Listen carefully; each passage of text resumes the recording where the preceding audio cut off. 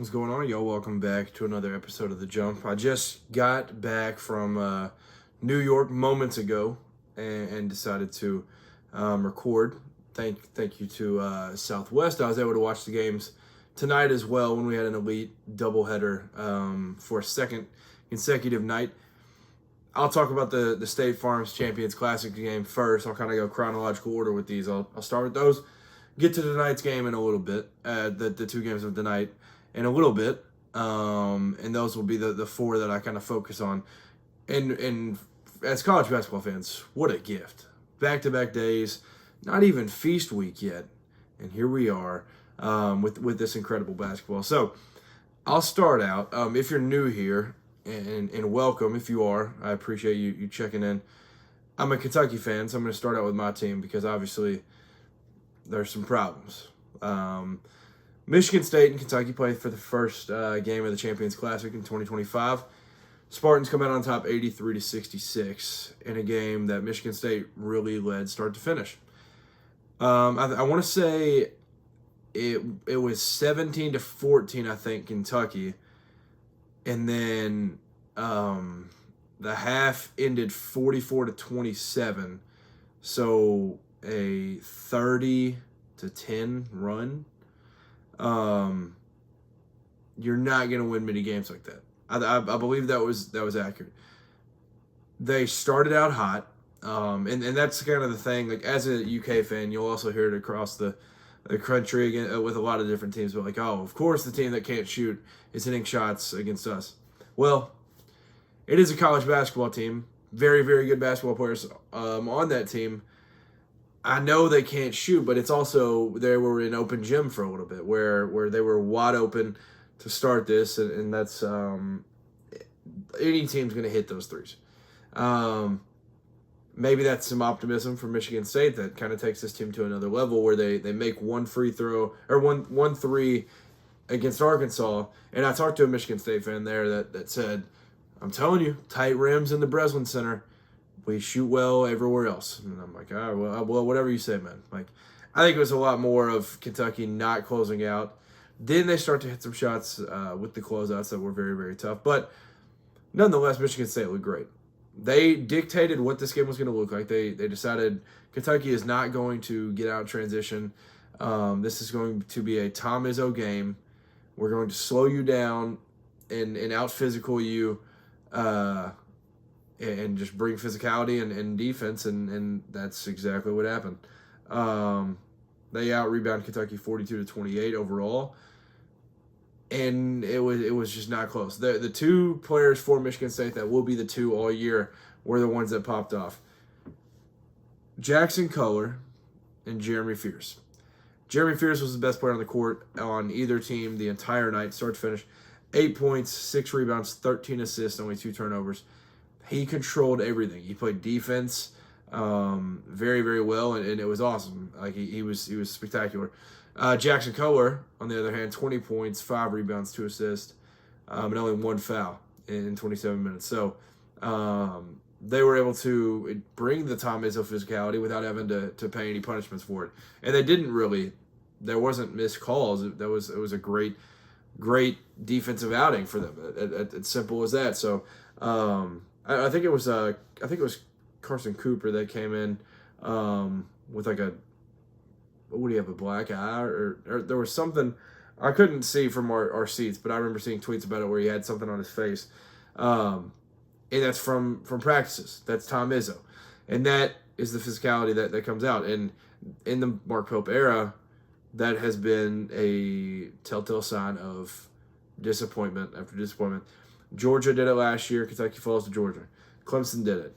Who else did it? So, like, any team that would get physical with us, we lay down and quit, and that was exactly what happened. And this one was not good, start to finish. And Michigan State really, I would say, played like this is supposed to be played like. This is a Champions Classic. This is your brand going up against some of the biggest brands, and it's so funny because every single year you'll see the guys that are like, Michigan State hadn't won a championship since 2001. They're still one of the biggest brands in the entire country. They still should be in it. and they come out and they prove it because like they play that role of like everybody just acts like we're just this no thing. Tom Izzo is one of one. Not many can do it, and not really any are able to do it successfully the way he does. I mean, he talks numerous occasions about how he doesn't like the way that the sport's going. There's just all these different things. And he goes out there with this roster where Michigan State doesn't have an overabundance of money, but they retain guys. And all these guys continue to come back and come back and come back. And, I mean, yeah, Cam Ward gets in, but that's really the only freshman that gets ticked. So, what are you going to – there's no excuse against that. And Jordan Scott, he came in, played good minutes too. So, he does it his way, and it works. Now, Michigan State, I think this kind of raises your, I think, ceiling. I don't know if Michigan State fans had any kind of lid over what they thought that they could do, but I think seeing this performance in a game where you hit 50% of your threes, 11 for 22, I'm curious to know what, from Michigan State fans' perspective, what this game means for you going forward as a fan. Like, what does this do for your perspective? Because this for me, I mean, they're obviously not going to shoot 50% every night, but if they can shoot if they can just shoot enough to be serviceable with 30%, 35%, instead of shooting and making one, if they can do that, Purdue's best team in the Big Ten, but the second it feels like is up for grabs. So if they can do that, it's incredible. The roster is just very Izzo.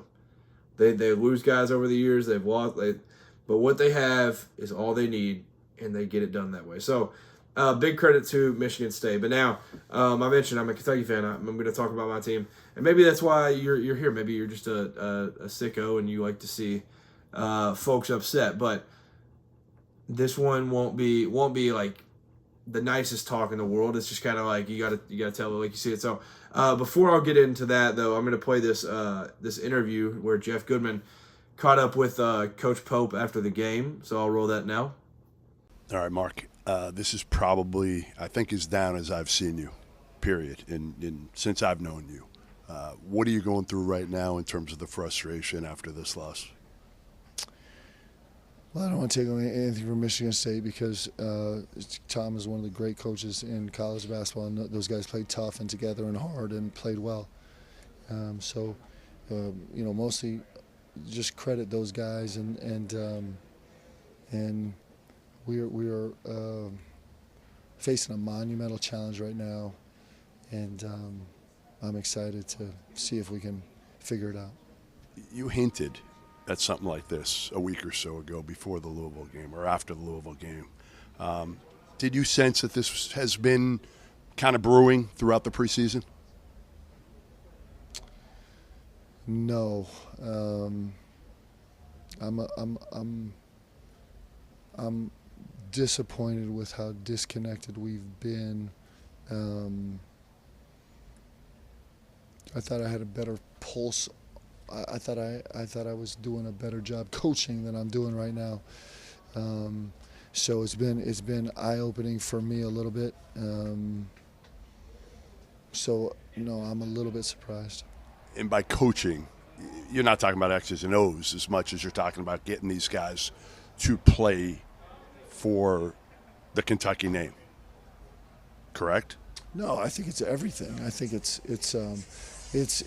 developing a culture. It's the right care. It's the right focus. It's the right schemes. It's the right X's and O's. It's a poor job.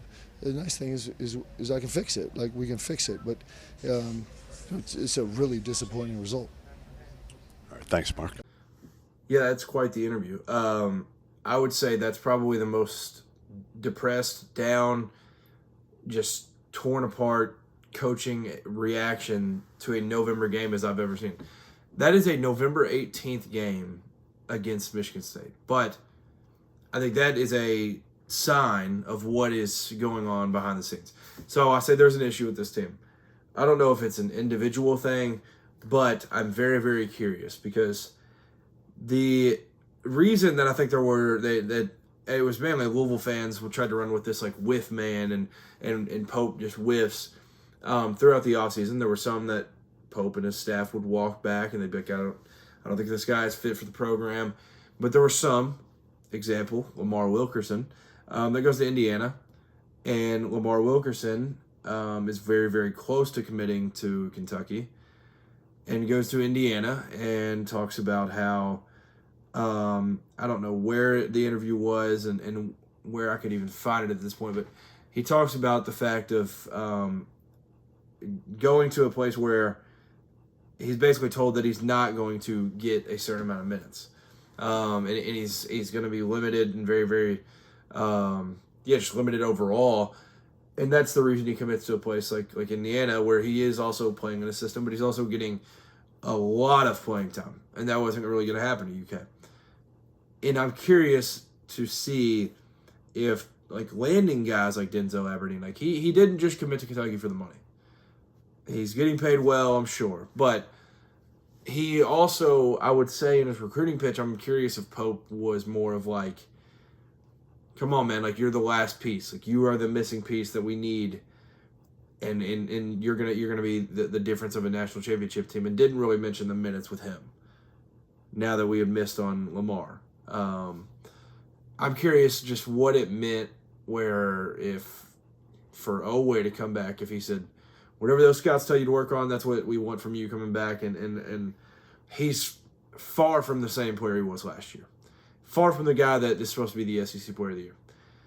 There is this mix of guys that it feels like, so the Cal era, it was always like these guys playing for the name on the back of the jersey, not the name on the front. Pope says he's going to have the guys play for the name on the front.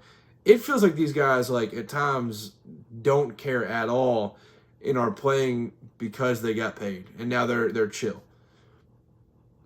Now, I mean, it's a terrible thing to say because it's a terrible assumption, but that, it was ugly. I mean, it's just ugly. And losing to Louisville is unacceptable because Kentucky doesn't do that. That just doesn't happen. But you know what? Put it to the side. Maybe Louisville's just really good. We play there. Whatever. That's one loss. This one is really the nail in the coffin of, like, what the heck is happening? Because this is not Kentucky basketball. There's a lack of effort. This is the biggest, brightest lights in the world, the most famous arena on earth, and there is a lack of effort. That makes no sense to me. I don't understand how that can happen. And I don't know if there's something that there's a lot of rumors going around right now on BB and Twitter. I'm not going to say them because I don't want to add fuel to the fire, but I don't know if any of those are true. I probably wouldn't. I would tend to not believe any of those because those rumors get made up all the time. But it's obvious, and it's not a rumor, that there's a lack of effort and there's a lack of desire, it feels like, to win and play and wear this jersey. And I've heard a lot of people say that, like, former coaches that I've just seen, whether they're in media or whatever it may be now, like, you're going to have to do certain things to figure out and wean out who is cut for it and who's not. And it sucks. I think part of that's going to be the rotation. I mean, this game, we played 10 guys, and that's with 2 starters hurt. That's a 12-man rotation. That's not ever going to cut it. That's not going to cut it. Brandon Garrison is terrible. And you can see already his minutes are slowly getting taken by Malachi Moreno. It'd be like 24 minutes, 16, 23, 17, 22, 18. Now it's 20-20. They're getting split. I think if you're serious about this, you're probably going to have to bench Garrison. I don't know if he can actually play. Malachi's probably going to have to start. At this point, I don't really know if Jasper can be in there. He has the highest upside, but he also, the ball will get stuck and he'll dribble the air out of it and take a forced bad shot. Cam Williams and Trent Noah, if they're not hitting threes, they're not doing a whole lot. Like at times you'll see Cam Williams' defense show out, and you're like, okay, that makes sense. 3-and-D wing. But Trent Noah, if he's not hitting shots, I don't really know the point. Mohamed Diabate, in the second half, you do notice in that game that there is a lot of intentionality with how he would drive. He took 4 threes in the first half, bricked all of them. Not even close. Not even remotely close. But in the second half, I don't know what coach said something, but somebody definitely said something. And he gets downhill, and he's doing his thing, and he's playing much better. So in the second half, that was awesome. Colin Chandler's been really good for us. He's been by far the best player. He started on his own 5-0 run or something to start the game. Owe has been miserable, been terrible so far. He's just forcing things. He's forcing shots, working so hard to get shots that aren't even worth taking. The offense just gets stale and stagnant at times, and you'll go and it was literally the first possession of the game. I was like, oh my gosh, the ball got stuck on the wing, and it's a Brandon Garrison 3, or a Brandon Garrison screen. Sorry, it's 1 a.m. On the East Coast here. So there'd be a screen, and then there's no threat with Brandon Garrison. So then there'd be a trap, get it out of his hands, ball would be swung around a little bit. Then somebody just throws a shot up at the end of the shot clock, and that's credit to Michigan State too. But there's also zero creativity with it. So it was terrible. That game was all systems failure, but I think it's more about what the future and what going ahead looks like. So I think there has to be change. If there's not change, then this man may get run out of Lexington. I don't think you can play Brandon Garrison. I know he's going to have to get some minutes because Malachi's not just a Superman, but he cannot be the starter. He cannot be the starter. I feel like Owe and Diabate can't really play together. That's just two guys that can't even hit the broadside of a barn. So there's going to have to be big-time lineup changes. 10 guys is too much. You're also going to have Jaden Quainton's back, who's going to be a top 5, top 10 NBA draft pick. So he's going to be the starting center then. At that point, Brandon Garrison's probably not going to play at all. And then you're going to get Jalen Lowe back, where it pushes Denzel to a more natural position for him. So that's maybe going to knock out some Cam Williams minutes or Jasper Johnson minutes or something. Things are going to have to change, and it's going to have to it's probably going to be uncomfortable for him, but I think at this point, and you can see it from the interview that I played, I think all he cares about is being able to figure out how to help this university win. So there will be a change for sure, and I think it will happen, and I think it's going to be good. But man, it's I think it was I watched a little bit of the Field 68. And I think it was Jeff Goodman said that this $22 million roster, which nobody really knows if that's the exact number, but it's definitely up there. This $22 million roster looked like it was about $3 million. Yeah, that's the truth. 83-66 loss to Michigan State, and credit to them, they looked great. But I think this story of this game is a lot more about Kentucky and how bad the Cats look and how bad the game planning and everything was. More so than it was for Michigan State. So great win for them. I know I talked to a lot of Michigan State fans there. They were some not so pleasant, some were, but every fan base has their bunch. But great win. I did get the opportunity to talk to a lot of them. So shout out to them. It was a very, very Michigan State win. We'll just put it that way. So props to them. Then Duke versus Kansas, and shout out to one of the guys that I was there with. A guy through him ended up getting us floor seats almost. It was the third row. It was 2 rows back from Darren Peterson. So we were on television. So and I say Darren Peterson mainly because he was not playing in this game. So he was over there sitting on the side and on the bench the entire night. So we were right there by him. Kansas Jayhawks, Duke Blue Devils. Duke comes out on top 78-66 in a game, like I mentioned, without Darren Peterson, but a game that felt like Duke was more so on cruise control for a lot of it.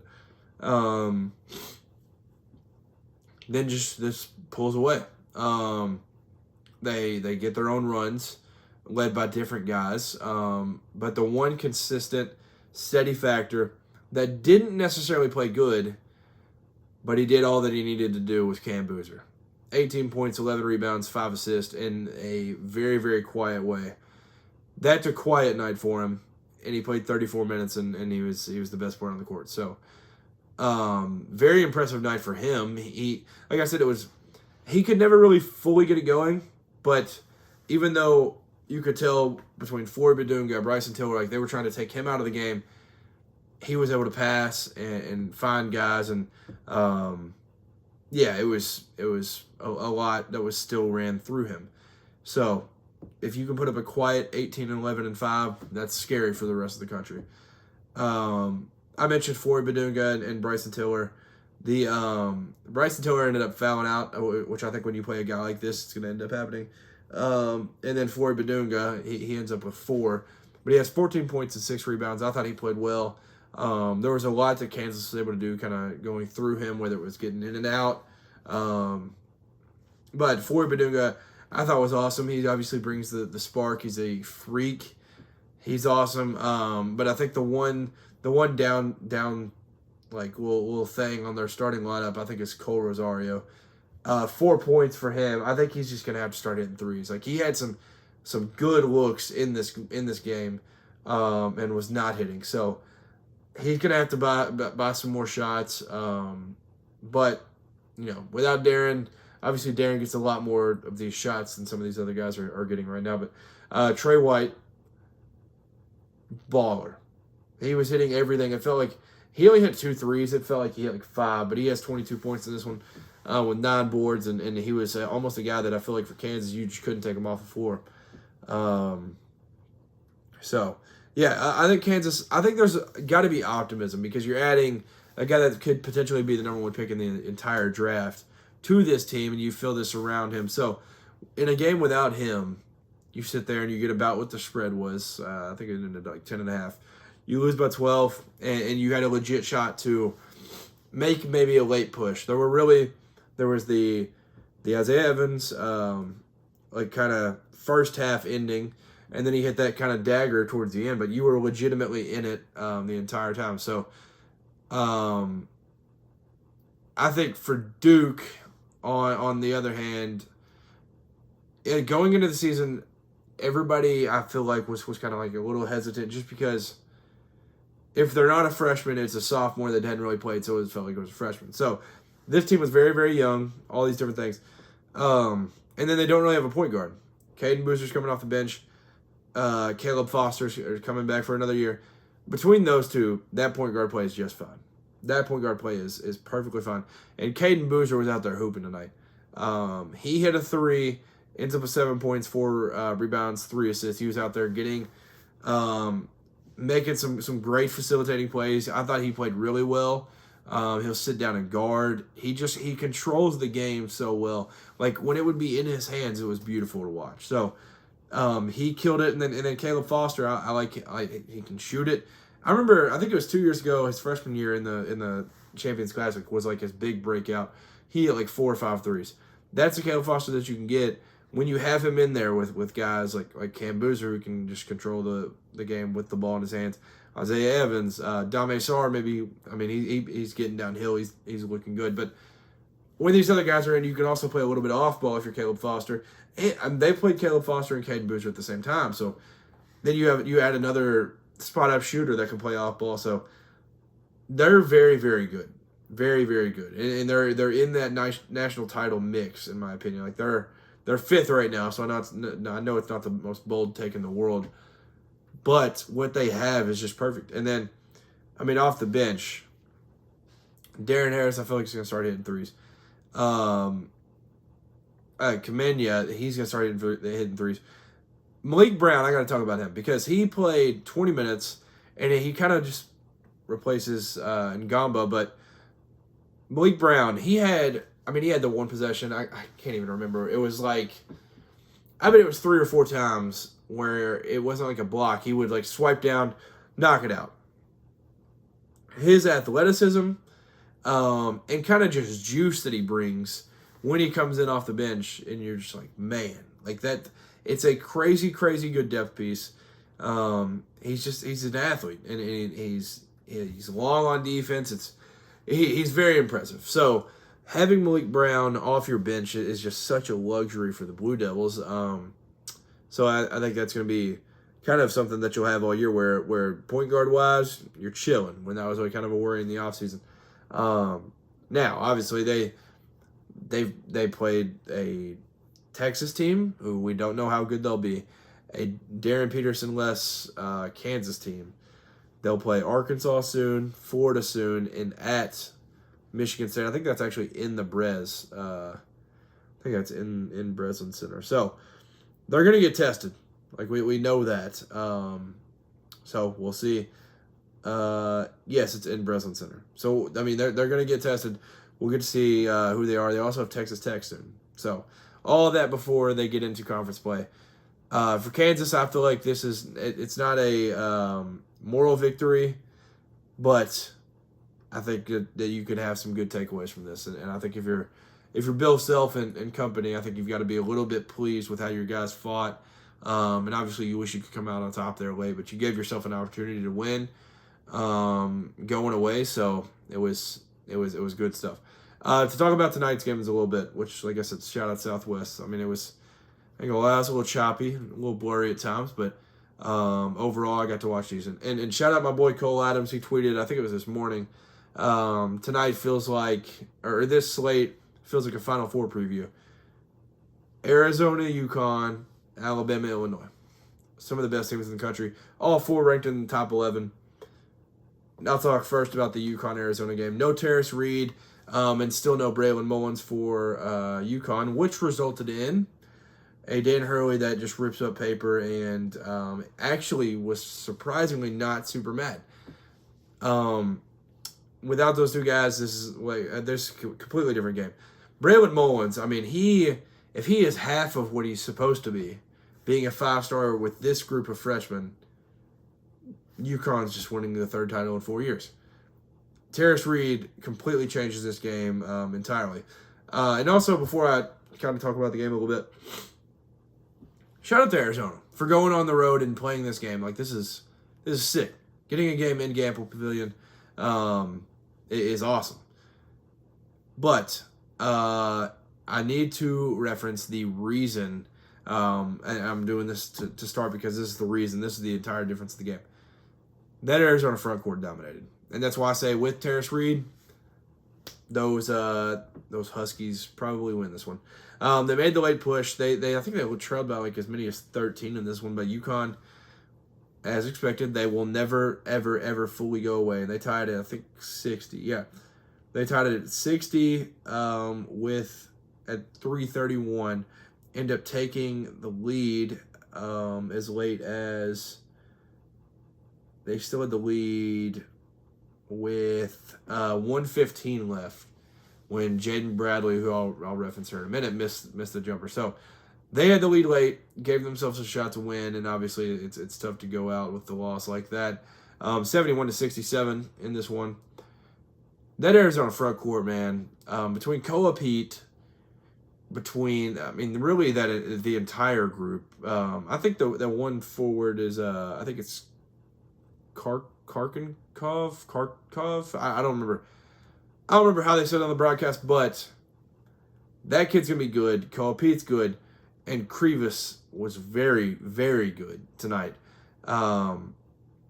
They really exposed exactly what UConn was lacking, and I don't know if it was a last-minute decision with Terrace out. Like, if Terrace plays, we may do this. But I think Arizona was going to play this way either way. This is how they play. They play in and out. They will feed the post. They'll use their bigs a lot, and that's exactly what they did, and it was amazing. So, they dominated front court-wise. The rebound difference was crazy. 43-23 on the boards. Obviously, Terrace Reed, doesn't maybe get back to even, but it's flipping a little bit. Jaden Bradley, this dude is a absolute dog. Winner. Arizona State now has they've beaten the number 3 team twice, which is kind of just crazy to think about. And one of them, so they've won in Vegas versus Florida. They won in LA at the Clippers Arena, the Intuit Dome, against UCLA. So basically a home game with that one. And then a legit home game in Gamble against UConn. And Jaden Bradley took over in all 3 late. I think it was Koa Pete maybe on Instagram or something that said, like, I'm telling y'all, Zero is the best point guard in the country. I mean, you can argue it right now. He's like the best. He's the best closer that we've seen, obviously, since last year. Walter Clayton was insane. But now that Walter Clayton's gone, this is the best closer in college basketball, at least so far, unless somebody else comes out and starts popping off. But for UConn, I am on the complete same side as Dan Hurley. You don't have Terrace or Braylon. And I thought you got some good minutes from everybody else, and I think this is not this feels like a legit national title like type matchup. Like these two teams are that level good. And you lose by 4 without those two guys. So I think his name was Rebe, Eric Rebe, the freshman. He's German. I thought he played well. And I think, obviously, if he could have just made that and one late, that would have been awesome. But yeah, this team, they were right there. I mean, they like I said, they fought back. Even when trailing, and you could have mailed it in, which obviously I think the Dan Hurley team will never. But my big takeaway, and I think this was my takeaway of the what was the one game I was talking about with UConn? I guess it was the BYU game that I was referring to. Yeah, because they didn't really. Yeah, so I guess it was the BYU game where I said like solo ball has got to be better. I stand on that. He goes, what did he, 1 for 8 from 3. And this is a dude that last year shot, let me check his stats. Last season, he shot 41.4% from 3. Right now he's shooting 30.8. They got to get him back to, he kept falling tonight. I don't understand what that's about. He kept falling on threes. Just get set, shoot your shot, and you're going to be extremely, extremely important to this team. I think if they get the solo ball back of last year, that also takes the team to another level. And then, like I said, we haven't seen Braylon Mullins or Terrace. Well, we've seen Terrace Reed, but we haven't seen Braylon Mullins at all yet. This team has a insanely high ceiling. So getting those two guys back is key. But big time win for Arizona, man. They like I said, they've beaten 3 really good teams. Best resume in the country, I'd say. They're sitting there undefeated, 5-0. With a lot of freshmen. They start 3 freshmen. Which they put that up on the broadcast, or I guess it was on the broadcast. Like that's crazy to me that they start those. So, but big time win for Arizona. Like you go into Gamble, not everybody gets out of there alive. So very, very impressive win for Tommy Lloyd and co. But I know that let me take a look at their schedule, because they have a couple easy ones, and then they have Auburn and Alabama. So they will have a couple more, and I love that from these coaches. Like I said, thank you for playing this game for us viewers, but it's also only going to help your team. So I love that all these big brands are just playing around and playing each other. The last game of the night, Illinois versus Alabama, 90-86. Crimson Tide get out of Chicago with a win. Once again, the man that is basically the king of just playing a gauntlet, Nate Oates. Like, they've already played at St. John's. They played Purdue. They played Illinois now. They play Gonzaga. They play UNLV, Clemson, Arizona still. They only have a few games that would be considered cupcakes, and there's still teams that like UTSA, USF, Kennesaw, Yale. Like, they're still very respectable teams, and not like some nobody team. So this one was very, very choppy for a lot of the first half, so I didn't get a great chance to watch. So I'm going to start this basically like right before half, because that's really the part where I kind of got to start locking in. I don't know. Maybe you all can confirm in the comments. Didn't the first half end with like 8 straight threes like that were hit? Like, I don't know if that was like exactly accurate, but like it felt like it was one end, kick, 3, bang. The other end, just walk into it, bang.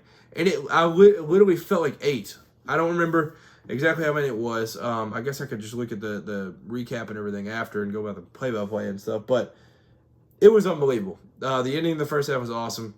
And then you get towards the end of the game, and it becomes the LeBaron Fallon show. So he scored, what do you have, 24? Yeah, 24. He has to become the sole leader of this team, where as he goes, the team goes. LeBaron Fallon plays bad against Purdue, they lose. He plays good tonight, they win. He scored, I think, 9 straight to close it out. He hit like 1 or 2 layups in a row, hits a 3 over Zvonimir Ivicic, and then he hits another layup late, and it's very, very impressive. But for Illinois, now you don't need me to tell you, because I think you probably have this perspective as a Illini fan if you're new to the channel. You have no worry at this. Like, do not have any worry about this game. You already beat Texas Tech in a very, very good game. This game right here was Tommy Ivicic's first game back, and the rest of these guys, it still feels like, are still filling it out and slowly getting back into this. Incredibly high ceiling. Stojakovic, I don't know if he's going to be like first team All-American, but like he seems like he might be on that path. 26 points for him. He obviously had some bad plays throughout the game, but like made up for them in exceptional ways. Kylan Boswell, bad first half. I think he had 2 at half, and then 20 in the second half. And obviously you want to see him make those free throws late and cap it all off. But incredible win for Alabama, and a lot of it was because of their defense. They came out at half. I think the score was in the, what was it? Yeah, 42-41. Illinois led by 1, and then they came out firing, and Alabama took, I think, at one point like a 12-point lead, something like that. But no, 9-point lead. That was their biggest lead. So. But yeah, in a game that Alabama, their bigs are doing just enough. Like the St. John's game, they did just enough. The Purdue game, they did not do enough. This one, they competed. If you can compete a little bit on the boards, they lose that rebounding battle by 2, but ended up going out there and hitting 13 threes and get out of there with a win. So they. There's a lot of bright spots, I think, for Alabama in this one. I think you learned a lot in this one about their team. This Bristow kid is very, very good. To have him off the bench, very active hands, all over the defense. So he was good. I thought Sherrell provided some pretty good minutes. He got in foul trouble, but the bigs, it feels like are coming along more and more. Taylor Bobowen's already there, but it feels like the other ones are slowly coming along. And I think it's going to be very, very helpful for them. But now, you get the right cell in the lineup, and you get that 3-guard crew rolling.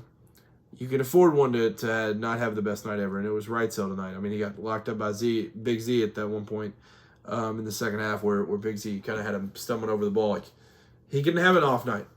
The other 2 pop off, and they combine for 35. So, what a game. It was very, very good. And I think both these teams, like Cole Adams said, maybe a Final Four preview. These are both Final Four teams, in my opinion.